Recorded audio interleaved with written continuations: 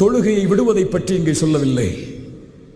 இப்னு Abbas ரலியல்லாஹு அன்ஹு அவர்கள் சொன்னார்கள், அதாஉஸ் ஸலா என்றால் அஹ்ருஹா நஉகாதிஹா, தொழுகையை அதனுடைய நேரத்திலிருந்து தாமதப்படுத்துவார்.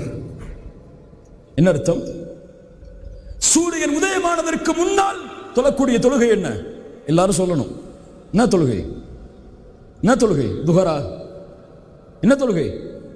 ஃபஜ்ர். நாம் எப்போது தொழுகிறோம்? எப்போது தொழுகிறோம்?